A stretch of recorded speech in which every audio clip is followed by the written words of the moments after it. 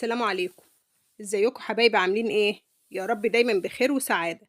ان شاء الله هعمل معاكم بطفور العيد الجميل اللي قدام حضراتكم ده. هنعملوه مع بعض بمقادير مظبوطة جدا، انا عاملاه كذا مرة على القناة بنفس المقادير ونفس الطريقة. يعني مش بغير الطريقة نهائي لانها بتكون مظبوطة جدا. يلا كده نبتدوا مع بعض ونشوفوا مقاديرنا ايه. معايا هنا السمنة. هنزل ب250 جرام من السمنة. حابة تعملي خليط ما بين السمنة والزبدة براحتك، وكمان لو حابة تدخليها التلاجة تجمد حبة عن كده براحتك انت. الاتنين بيطلعوا معايا بنفس النتيجة، سواء متجمدة او فكة زي دي. هنزل على السمنة كمان ب125 جرام من السكر البودر، يعني 8 كيلو من السكر البودر. هضرب كويس قوي وهبدأ بقى انزل الجوانب بالسباتولا بالشكل ده. بعد كده بقى هاخد هنا معلقتين او 3 من خليط السمنة على السكر، ورايحة اقول لحضراتكم ليه دلوقتي.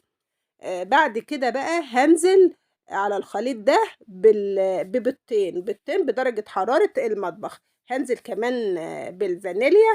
بعد كده بقى هضرب الخليط كويس قوي بقى لحد ما يبقى كريمي بالشكل اللي قدام حضراتكم ده. بعد كده هنزل الجوانب بتاعة الخليط، وهنزل بقى بنص كيلو من الدقيق المنخول. طبعا بتقلبي بالسباتولا لحد الدقيق ما يتشرب المادة السائلة. بعد كده بتقلبي العجين بإيديكي، ما تعجنيش عشان البوتفور ما ينشفش منك. بعد كده بقى معايا ربع معلقة صغيرة من البيكنج باودر. انا نسيت احطه على الدقيق، فراح احطه على العجين عادي، يعني ما فيش اي مشكلة. بعد كده قسمت العجينة لنصين، نص هخليه ابيض والنص التاني هنزل عليه بمعلقة كده من الكاكاو الخام. ورايحة اجيب بقى المعلقتين او التلاتة اللي كنت نقلتهم كده في طبق تاني من الخليط، هنزل بيهم على الكاكاو علشان العجينة ما تنشفش وتبقى نفس البيضة بالظبط، او نفس طراوة البيضة بالظبط. بعد كده بقى هبدأ اجيب المكنة. هشتغل بالمكنة عادي، بتركبي اي فورمة او سكينة انت حباها او اي شكل يعني. بتجيبي بقى السن بتاع المكنة قصاد اليد علشان تشتغل معاكي. شايفين بسم الله ما شاء الله العجينة نازلة سلسة وجميلة، يعني المقدار مظبوط في منتهى الجمال. ادي كمان العجينة البيضة. دايما كده وانتي بتعملي البيتيفور اعملي الصينية اخلطيها ما بين الابيض وما بين البني، علشان اثناء السوى العجينة البيضة أو البطفورة البيضة هتبين لك سوى الأبيض واللي عليه كاكاو. طبعا في الوقت ده بقى أنا مسخنة الفرن. لو هتخبزي بقى في الفرن البوتاجاز بتسخنيه على درجة 160، أما بقى لو في الفرن الغاز العادي بتسخنيه وبتهديه خالص. بعد ما سويتهم بالشكل اللي قدام حضراتكم ده بسم الله ما شاء الله طالعين في منتهى الجمال.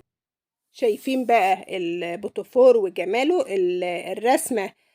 لا راحت بعد السوى ولا فرشت ولا أي حاجة. شايفين بسم الله ما شاء الله المقدار مظبوط، والطريقة أنا ماشية عليها كذا سنة ما بغيرهاش لأن المقدار مظبوط جدا.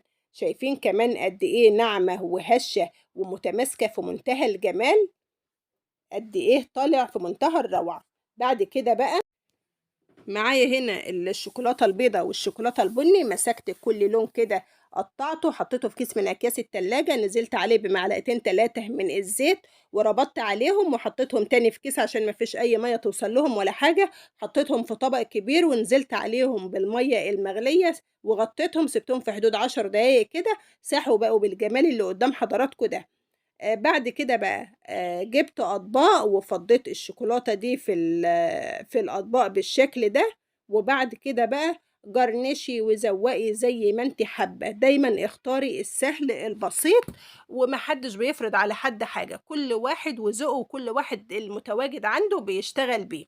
بدأت بقى أجيب الشوكولاتة كده وألزق فيها. عندي فورماسيل وعندي البشر اللي هو جوزة الهند، زي ما انت حابة اشتغلي واعملي. كمان في بيتيفور نزلت بالبيتيفور في الشوكولاتة كده. وبعد كده بقى كمّلت الكمية كلّها زي طبعًا ما أنا حابة بالشكل اللي قدّام حضراتكم ده. طبعًا البوتفور اللي نزلت بيه في الشوكولاتة، رجعت تاني بقى أخدت من الشوكولاتة البيضا بالشوكة كده ورشّيت عليه كده أو مشّيت عليه الشوكولاتة البيضا، طلع بالجمال ده. شايفين بقى البوتفور وجماله، والله بيدوب في البُق يدوب. حبايبي لو وصلتوا لحد هنا ما تنسوش اللايك وسلام عليكم.